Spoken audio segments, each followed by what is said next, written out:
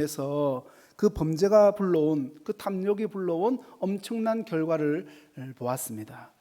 아간 한 사람의 탐욕이 자신들뿐만 아니라 이스라엘 공동체를 큰 고통 가운데로 인도했습니다. 그런데 하나님이 200만 명이나 되는 이 이스라엘 백성들 중에서 이 아간 한 사람이 범죄한 그것을 두고 이렇게까지 심각하게 여기시고 그렇게까지 진노하셨던 이유가 뭘까요, 여러분? 200만 명 중에 한 명이지 않습니까? 너무한 것 같지 않습니까?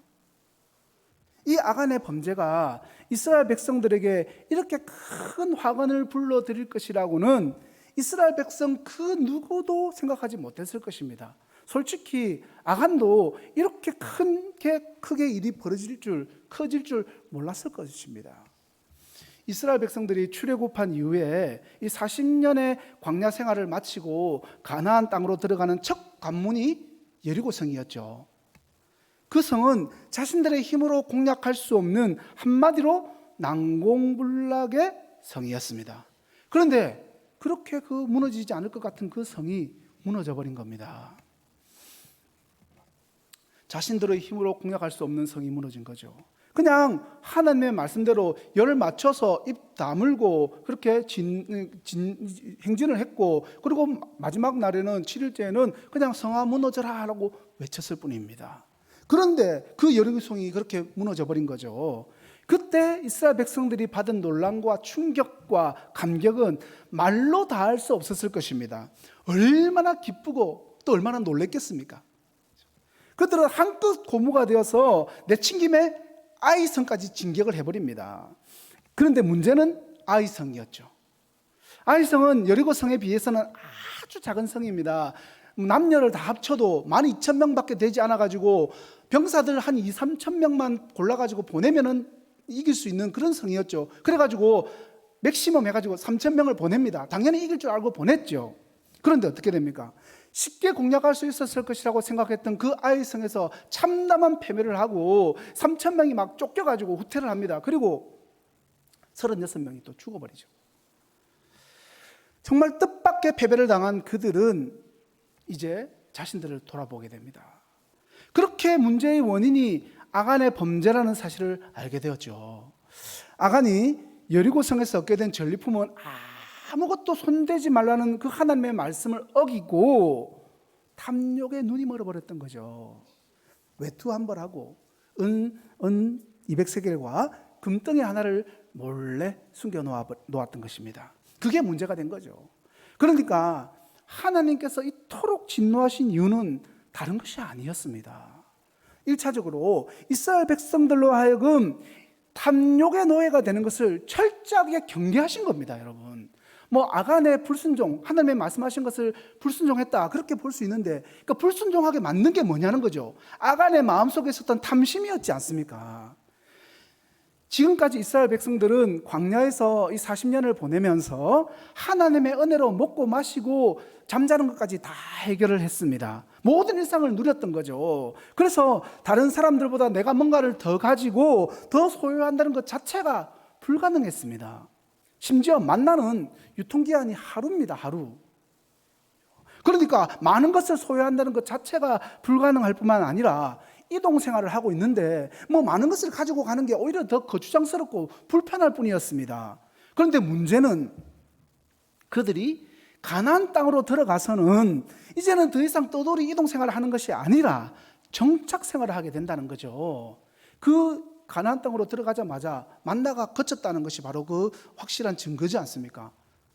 그러니까 이스라엘 백성들의 마음에 소유에 대한 욕구가 싹트게 된 겁니다. 이제 만나도 그쳤고, 그러면 다른 사람들보다 내가 더 잘 먹고 잘 살려면 내가 많은 것을 가져야 되겠네 라고 자연스럽게 소유에 대한 욕구가 생겨버린 거죠.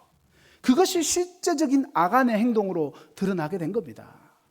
앞으로 이스라엘 백성들이 가나안에 정착하게 될 때 그들의 삶의 현장에서 발생하는 수많은 문제들 중에서 가장 민감하게 부딪히게 될 문제는 그 문제가 바로 소유에 대한 문제입니다. 즉 물질, 이 돈에 대한 탐욕의 문제입니다. 가나안에 사는 이방인들을 보세요, 여러분. 그들은 자신들의 그 탐욕을 채워줄 수 있을 것 같은 바알이나 아스다롯과 같은 풍요의 신을 만들어서 그 신들을 경배하고 있었습니다. 하나님은 지금 그것을 염두에 두고 그것을 경계하신 것입니다. 처음에 말씀드렸지만 사실 아간도 자신이 한 행동이 이렇게까지 심각한 결과를 초래할 것이라고는 생각하지 못했을 것이고, 주변에 있었던 이스라엘 백성들 그 어느 누구도 그것 때문에 이렇게 될까라고 생각했을 겁니다. 여러분, 과거에도 그렇지만 특별히 오늘날 우리 인간에게 있어서 가장 큰 비극이 뭘까요? 가장 큰 비극, 돈이 하나님으로 보이는 겁니다. 돈을 신으로 여기고 돈을 경배하면서 돈을 사랑하는 것입니다. 아간이 훔친 것 중에서 외투가 시날산이라고 되어 있지 않습니까? 시날산 외투. 이게 그냥 외투가 아닌 거 여러분 아시죠? 금이나 은을 훔친 것은 그나마 이해가 되는데 왜 하필 외투였을까? 여러분, 이 외투가 그냥 외투가 아니었습니다. 여러분, 오늘날로 말하면 샤넬, 버버리, 루이비통쯤 되는 그 당시 최고급 명품 외투였던 겁니다.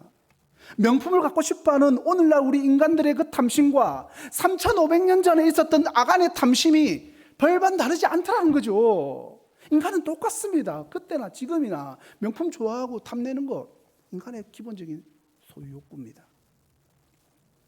더 큰 문제는 예수님을 믿는다고 하는 성도들에게도 이런 사상과 풍조가 아간에게 스며든 것처럼 탐심으로 자리를 잡아서 영적으로 최악의 상태에 빠져들게 만든다는 것입니다.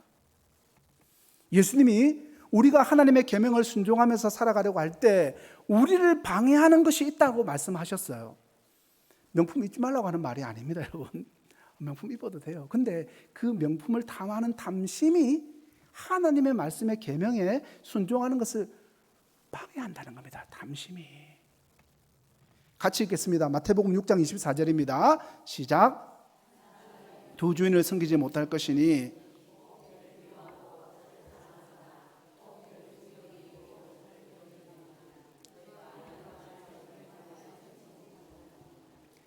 잘하는 말씀이죠.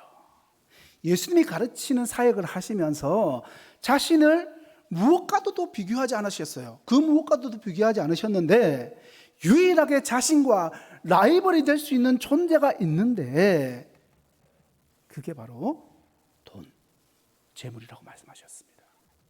재물과 하나님은 같이 섬길 수 없다고, 그들은 우리 마음속에 함께 있을 수 없는 마치 예수님과 라이벌과 같은 그런 존재라고 지금 말씀하고 있는 겁니다. 그래서 이렇게 다시 말씀하십니다. 누가복음 12장 15절입니다. 같이 읽겠습니다. 시작. 그들에게 이르시되 삼가 모든 탐심을 물리치라. 사람의 생명이 그 소유에 넉넉한 데 있지 아니하리라 하시니. 여기서 이 생명이라는 단어는 조회라고 하는 단어인데요, 여러분, 단순히 우리의 그 생물학적인 목숨, 이 생명만을 말하는 것이 아니라 우리의 삶의 질을 의미하는 겁니다. 그러니까 우리가 성도로서 살아갈 때 갖게 되는 보람과 삶의 참된 의미를 함께 내포하고 있는 그런 단어입니다. 특히 우리 인간, 특히 성도된 우리의 참된 기쁨은 소유에 있는 것이 아니라 무언가를 더 많이 소유하고 싶어하는 그 탐심을 버리라. 탐심에 있는 것이 아니기 때문에 그 탐심을 버리라라고 지금 말하고 있는 겁니다. 탐심을 가진 사람들을 한번 여러분 보세요. 그들은 소유가 자신의 인생을 행복하게 만든다고 그렇게 생각을 해버립니다. 자신의 힘을 드러내는 높은 깃발처럼 그렇게 여기고 자신의 안전을 지켜주는 확실한 방패라고 그렇게 여깁니다. 그렇게 믿으면서 더 나아가서는 자신의 생명과 건강까지도 보장해 줄 수 있는 절대적인 존재로 생각하고 그렇게 살아갑니다. 그러니까 돈이 우리에게 자기 존중감과 정체성과 정체감과 즐거움과 쾌락과 안정까지도 모든 것을 다 가져다 주는 것처럼 그렇게 여기면서 그렇게 보면서 살아갑니다. 그런데 여러분, 우리가 잘 아는 것처럼 이 모든 것들을 우리에게 주시는 분이 누구십니까? 하나님이시죠. 돈이 아닙니다, 여러분. 그런 의미에서 돈은 가짜신입니다. 가짜신. 우리 삶의 진정한 가치와 목적을 알려주시는 분은 하나님뿐입니다. 진정으로 우리에게 기쁨을 가져다 주시는 분도 하나님이시고, 우리를 정말 안전하게 해주시는 분도 하나님뿐이십니다. 유사 하나님, 이 짝퉁 하나님인 재물은 이런 것들을 우리에게 제공하는 것처럼 속임수를 쓸 뿐입니다. 그런데 문제는 이 돈과 재물이 그렇게 대단한 위세를 떨치고 있기 때문에 그런 속임수를 쓰니까 그 올무에 발목이 잡혀서 속임수에 홀라당 넘어가서 그것을 극복하는 것이, 그 올무로부터 벗어나는 것이 결코 쉬운 일이 아니라는 겁니다. 그런 우리의 연약함과 소유에 대한 탐심의 그 위력을 하나님이 너무 잘 아시니까 아간 그 한 명의 그 범죄를 그렇게까지 철저하게 다루셨던 겁니다. 탐욕에 젖은 아간을 처리하는 과정 속에서 여러분, 이스라엘 공동체가 느꼈을 그 고통은 상상을 초월하는 것이었겠죠. 그들은 자신들이 가진 돌을 아골 골짜기에서 아간의 가족에게 던졌습니다. 그들이 그 돌에 맞아서 죽어가는 모습을 보면서 이스라엘 백성들은 무슨 생각을 했겠습니까? 그놈의 도둑놈 잘 됐다, 꽃이다, 응가 잘 죽었다, 그렇게 생각했겠습니까, 여러분? 아마도 그들의 마음속에 다시는 하나님의 계명에 순종하는 것을 방해하는 그 탐욕의 노예가 되지 않을 것이라는 확고한 결심을 하지 않았겠습니까? 사랑하는 성도 여러분, 여호수아 말씀은 아간을 통해서 저와 여러분에게 주시는 경고의 말씀이기도 합니다. 혹시 여러분 마음 가운데 탐심이 자리 잡고 있지는 않습니까? 돈과 재물이 우리의 소유가 우리에게 자기 존중감과 정체감과 즐거움과 쾌락과 안정까지도 책임져 줄 것 같은 그런 마음을 갖고 있지는 않습니까? 혹시 그렇게 여기고 그것을 쫓아 살아가는 세상 사람들을 보면서 그 세상 사람들이 부럽고 또 그들보다 우리가 뒤처져 있는 것 같고 우리는 뭔가 부족해 보이는 그런 생각을 갖고 있지는 않습니까? 그렇다면 마음속에 들어온 작은 탐심으로 인해서 하나님의 그 말씀에 불순종했던 아간과 그 가족이 당했던 아골 골짜기의 형벌과 이스라엘 공동체에 끼친 크나큰 그 피해를 기억하십시오. 무엇보다도 하나님과 재물을 겸하여 섬길 수 없다는 예수님의 그 경고의 말씀을 깊이 되새기며 사람의 생명이 소유의 넉넉함에 있지 않다는 예수님의 그 가르침을 따라서 모든 탐심을 물리치며 넉넉히 이겨내는 모든 성도님들이 다 되시기를 예수님의 이름으로 간절히 축원합니다. 자, 이제 그렇게 아간이라는 인물이 제거가 되자마자 하나님께서는 이스라엘 백성들을 통해서 이루기를 원하셨던 역사를 다시 시작을 하십니다. 자, 오늘 본문에 보면 아이성에서의 첫 번째 전쟁에서 패배한 이스라엘이 하나님이 주신 은혜와 지혜로 아이성과의 두 번째 전쟁에서는 승리를 거둔 것을 우리가 알 수 있죠. 그 아이를 정복하게 되었고 그 이후에 이제 가나안의 중심부까지 진출한 것을 우리가 알 수 있습니다. 아이성에서 북쪽으로 약 30-40km 떨어진 그곳으로 이스라엘 백성들을 이끌고 간 것입니다. 그 지역은 북쪽으로는 에발산이고 남쪽으로는 그리심산과 그 사이에 자리 잡은 계곡, 그 계곡과 같은 그런 곳이었습니다. 에발산과 그리심산은 이스라엘이 가나안에 들어가면 반드시 들러야 하는 곳이었습니다. 왜냐하면 모세를 통해서 하나님이 이스라엘에게 그렇게 하라고 명령하셨기 때문이죠. 신명기 27장 11절부터 13절을 한번 보시기 바랍니다. 같이 읽겠습니다. 시작. 모세가 그날 백성에게 명령하여 이르되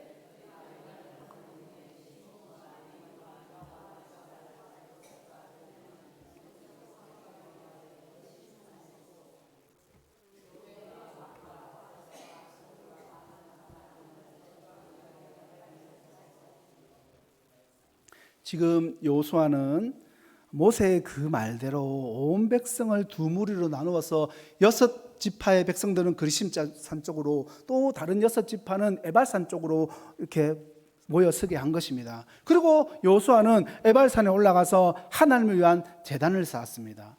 여러분, 왜 에발산에서 제단을 쌓았냐 하면 그것도 역시 하나님께서 모세를 통해서 신명기 27장 4절에서 그렇게 명령하셨기 때문입니다. 너희가 요단을 건너거든 내가 오늘 너희에게 명령하는 이 돌들을 에발산에 세우라. 또 에발산과 그리심 사이에는 여러분 세켐이라는 도시가 있습니다. 화면을 한번 보세요. 그리심산이 있고 여기 에발산이 있지 않습니까? 그 가운데 그 계곡이 세겜이라는 도시입니다. 여러분, 이 세겜으로 모이게 하는데도 또 이유가 다 있어요. 세겜은 아브라함 때부터 하나님과의 언약 관계에 있었던 것을 확인하면서 하나님께 제단을 쌓았던 그런 일과 관계 깊은 도시이지 않습니까? 예를 들면 하나님께서 아브라함에게 너는 너와 너의 고향과 친척과 아버지의 집을 떠나서 내가 내게 보여줄 땅으로 가라라고 말씀하셔서 75세에 하란을 떠나서 아브라함이 가나안 땅에 들어갔을 그때에 하나님께 제단을 쌓은 곳이 바로 이 세겜 땅이었습니다. 그리고 또 형 에서를 속이고 형이 무서워서 멀리 외삼촌 라반에게 도망을 갔다가 그렇게 살던 야곱이 자기 가족들을 데리고 고향 가나안 땅으로 돌아와서 밭을 사고 제단을 쌓은 곳도 세겜이었습니다. 여호수아는 이 제단을 쌓는 전통이 있는 세겜 지역으로 온 백성을 이끌고 와서 온 백성이 지켜보는 가운데 제단을 쌓은 것입니다. 여호수아가 에발산에 쌓은 제단은 모세가 명령한 대로 쇠 연장으로 다듬지 않은 쇠돌로 만든 제단이었습니다. 그리고 그 제단 위에서 하나님께 번제물과 화목제물을 드린 후에 여호수아는요 거기서 모세가 전해준 율법을 돌에 기록했습니다. 그리고 그 돌 위에 율법의 말씀을 쓰기를 마친 여호수아는 율법책에 기록된 그 모든 것대로 그리심산에서는 축복의 말씀을, 에발산에서는 저주의 말씀을 낭독하게 됩니다. 지금 어떤 상황인지 여러분 좀 이해가 되시죠? 자, 에발산과 그리심산을 보면서 그리고 세겜 지역에 모였다가 제사를 드리고 이제 그 말씀대로 축복과 저주의 말씀을 지금 낭독을 한 겁니다. 자, 그렇다면 지금 이 장면들, 이 말씀이 우리에게 주는 교훈은 뭘까요? 첫 번째입니다. 에발산과 이 그리심산은 저주의 길과 축복의 길에 대한 생생한 실물 교육 현장이라는 겁니다. 이스라엘이 이곳에 도달해서 바라본 광경은 매우 놀라운 것이었죠. 서로 어깨를 마주하고 있는 산이 바로 에발산이고 그리심산입니다. 다시 한번 화면 보여주세요. 그리심산은 해발 850m 정도이고 에발산은 약 940m입니다. 에발산이 조금 더 높아요. 화면에 봐도 조금 더 높아 보이죠. 자, 두 산을 보시면 지금 이렇게 마주보고 있지 않습니까? 그죠?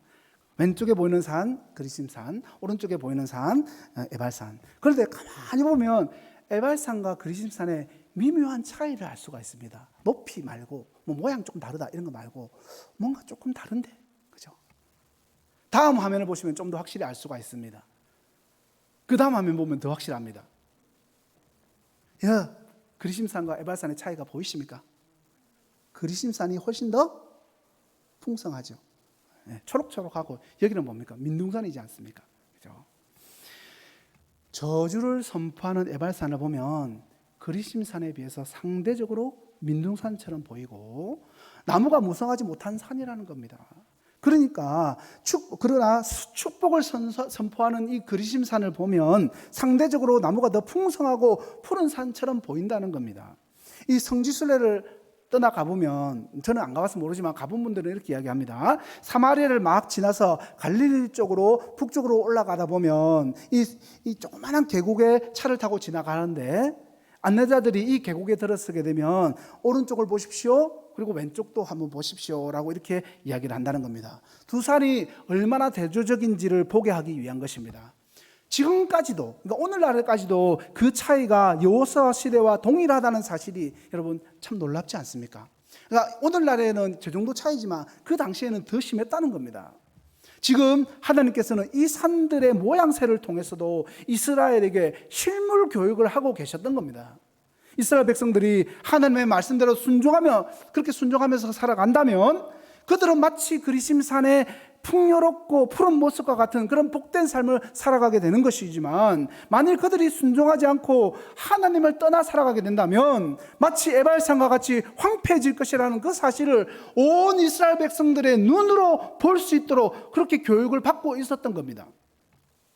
사랑하는 성도 여러분, 다시 한번 앞에 있었던 화면을 한번 보여주시기 바랍니다. 에발산과 그리심산을 보시기 바랍니다. 너무나 명확하지 않습니까? 하나님의 말씀에 순종하면 그리심산의 이 풍성함과 축복이 여러분의 삶에 가득하게 될 것이고, 하나님의 말씀에 불순종하면 에발산의 황폐함과 저주가 가득하게 된다는 사실을 여러분 믿으시기 바랍니다. 이 화면을 보면서 깨달으시기 바랍니다. 두 번째입니다. 하나님은 지금 이 의식을 통해서 하나님의 말씀의 그 소중함과 중요함을 지금 알려주고 계십니다. 하나님의 말씀의 소중함과 중요함을 지금 이 순간에 알려주고 계신 거죠. 사실 이스라엘 백성들에게 있어서 지금 이 시점에 그리심산과 에발산에 와서 제사를 드리고 말씀을 새기고 낭독하는 일은 상당히 의외의 결정이었습니다. 지금 이스라엘 백성들은 정복전쟁을 막 시작했고 여리고성에 이어서 아이성까지 함락을 했기 때문에 그 여세를 몰아서 계속해서 다른 성들을 공격하는 것이 훨씬 더 그들에게 유리하고, 또 지금 에발산과 그리심 사이에 이 계곡지대를 거쳐서 온 백성들을 이동시키는 것은 전술적으로 상당히 무리한 일입니다. 여러분, 여호수아 9장 1절 2절 말씀을 보시면 이렇게 이야기합니다. 같이 읽겠습니다. 시작.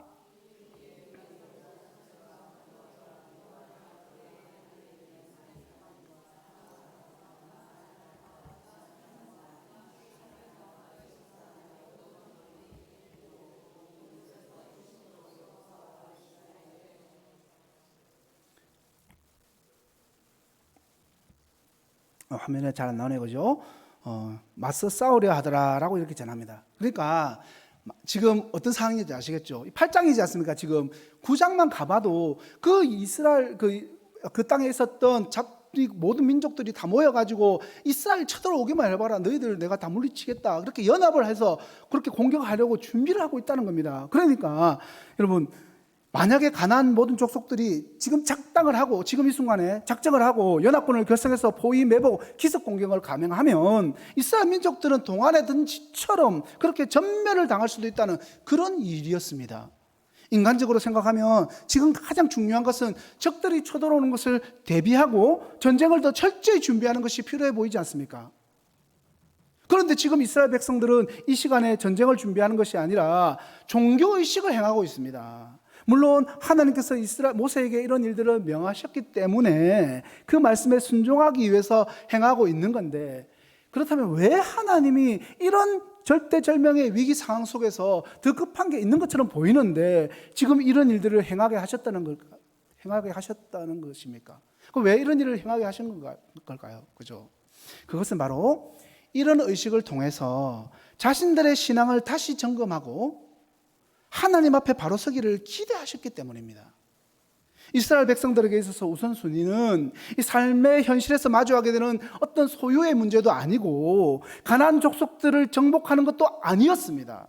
소유에 대한 탐심이 생겨나고 정복 전쟁이 그 어느 때보다 시급해 보이는 이때에 하나님의 말씀으로 자신들을 점검하고 말씀으로 하나님 앞에 바로 서는 것이 더 중요했다는 것을 지금 말씀하고 있는 겁니다. 오늘 본문에서 신명기 27장에서 나오지 않는 그런 부분이 있어요.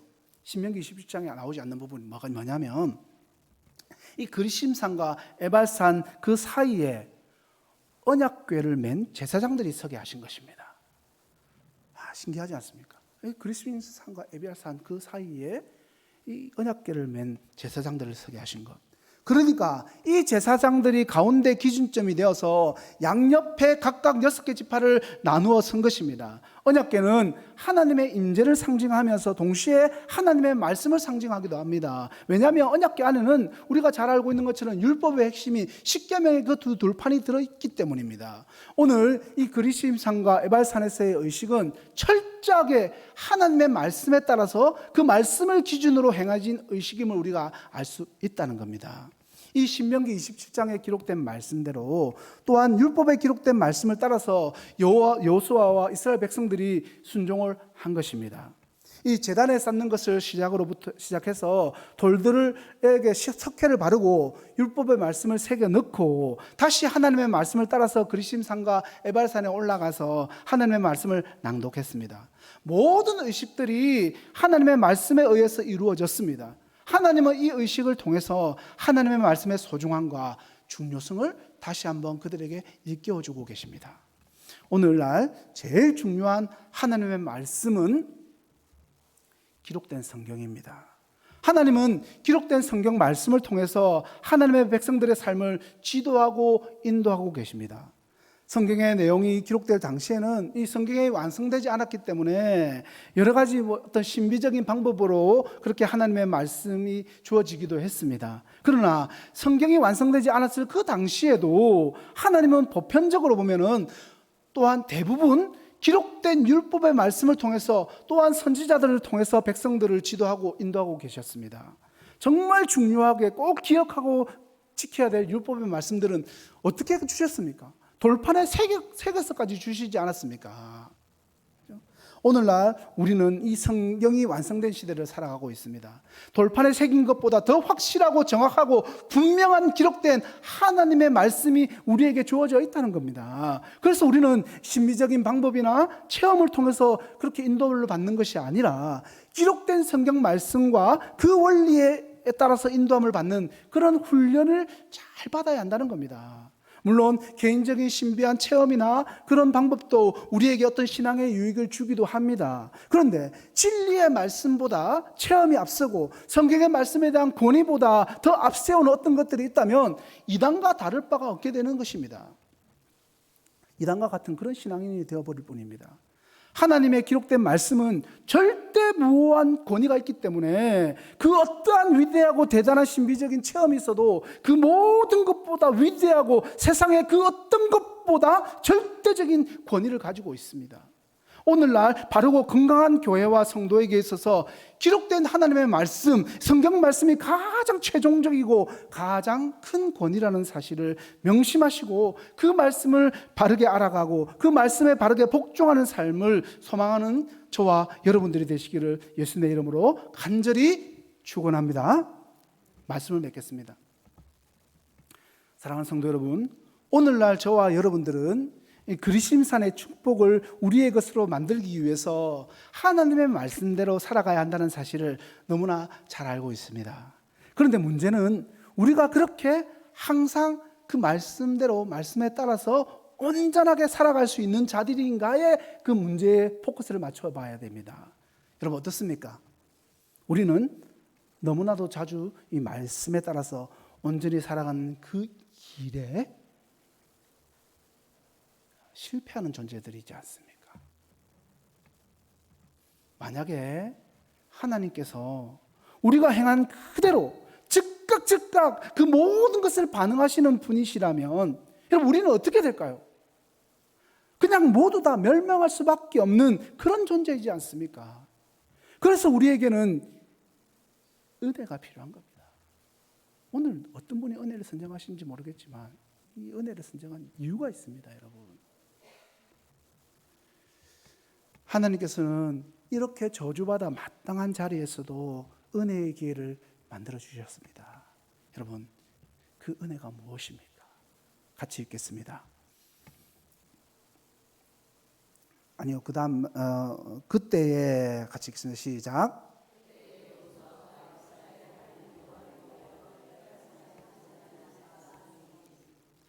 여러분, 에발산에 세워진 이 제단, 여러분 제단은 왜 쌓습니까? 제단은 속죄를 위해서 그렇게 쌓는 것입니다. 그런데 어디에 제단을 쌓았습니까? 에발산에 쌓았습니다. 에발산은 바로 저주가 선포된 산입니다. 왜 저주가 선포된 그 에발산에 제단을 쌓았습니까? 그 이유는 바로 이스라엘이 율법을 어기고 이런 저주를 당해 마땅한 자들이라는 사실을 보여주는 것임이 분명합니다. 의도가 있는 겁니다. 이스라엘 백성들 앞에서 축복과 저주의 길이 있습니다. 마땅히 축복의 길을 따르는 것이 당연하다고 생각이 됩니다. 그런데 이스라엘 백성들이 정말 그 길을 제대로 걸을 수 있는 자들입니까?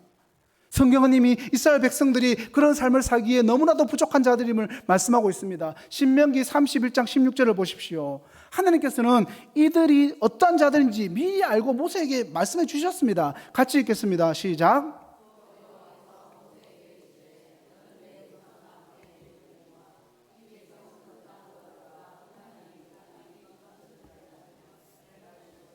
나를 버리고 내가 그들과 맺은 언약을 어길 것이라. 이렇게 된다면 이스라엘에게 임할 일이 무엇입니까? 그것은 명백한 저주밖에 없습니다. 이것이 이스라엘의 안타까운 현실입니다. 이 문제를 여러분 하나님께서는 에발산에 제단을 쌓게 하심으로 해결의 길을 열어주시는 것이 분명합니다. 즉 저주받아서 마땅한 자들에게 살 길을 열어주시는 것입니다. 그것은 참된 제사를 통해서 하나님께 죄를 회개하고 돌아오는 것입니다. 그런 의미에서 에발산의 이 제단은 하나님의 은혜가 얼마나 크고 놀라운지를 잘 보여주고 있습니다. 여호수아가 제단을 저주를 선포하는 에발산에 세운 것은 바로 그 저주를 막을 수 있는 유일한 길이 대속의 은혜에 있다는 것을 보여주는 것입니다. 하나님께서는 대속의 제물을 통해서 이스라엘을 용서하시고 다시 그들과의 관계를 회복하셨던 것입니다.